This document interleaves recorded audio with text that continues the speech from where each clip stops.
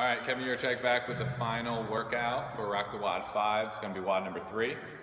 This workout is going to be 7 minutes long. It is going to start with a 30-calorie row.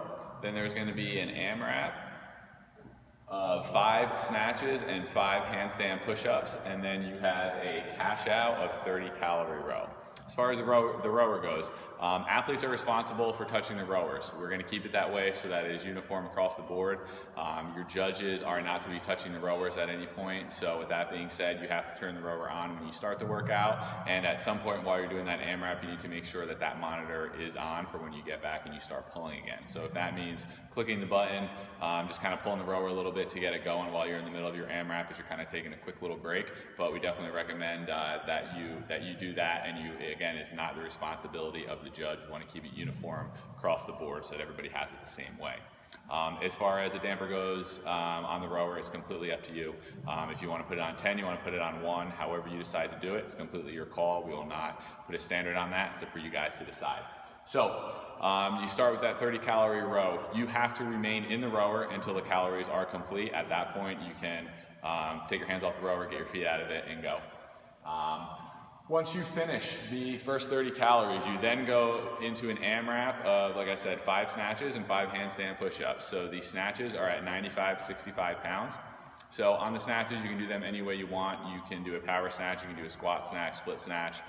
We just need to make sure that the bar moves from the ground up overhead in one fluid motion. And again, I know this barbell is going to be relatively light for people, so we do want to make sure that everything is fully extended, locked out. Go over it with your judge right before you start, but we shouldn't have any issues on that. And then you go to the 5 handstand push-ups. The handstand push-ups, everybody's going to do them the same way. You're going to have an abmat in the middle, and you're going to have 2 25-pound plates. We're not going to do measuring your heels like we did in the open. What we're going to do is just make sure that you have to kick up onto the wall into a full lockout position to start. Your head needs to touch the abmat, and when you are fully extended at the top, your heels need to be up against the wall. So if you do that handstand push-up, you go down, you kip your way back up, and your feet start to come off the wall, and you are not fully established in that upright position, the rep will not count. You do have to make sure that your heels are up against the wall for that rep to count.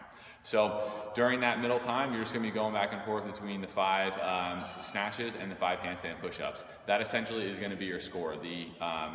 The 30 calories in the beginning and the 30 calories at the end are not going to count towards your score. You just need to complete them. So if you get through, let's say 5 rounds of it, in the middle, your score is going to be 50. It's going to be 5 reps for each. Each round is going to count as 10 full reps. You can stop at any point during it. It doesn't have to be a completed round, but your total reps in that AMRAP is going to be what your score is. So the challenging one on this one is figuring out when to stop and when to get back on that rower, because the clock is continuously running for 7 minutes. So you have to decide when you finish up your AMRAP and when you get back on your rower. Once you get back on that rower, the rower has to clearly show 30 calories on the rower when the clock is at 0. If you do not finish those 30 calories on the rower before the clock hits 0, your score will not count.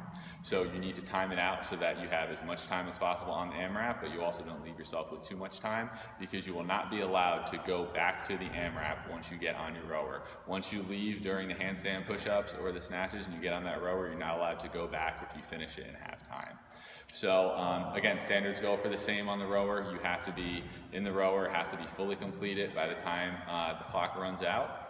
And once again, the judges will not assist you on the rower. You have to make sure it is your responsibility, because we don't want some judges helping, others not. We want to make it so that it's completely up to the athlete. So good luck, and we will see everybody on Saturday morning.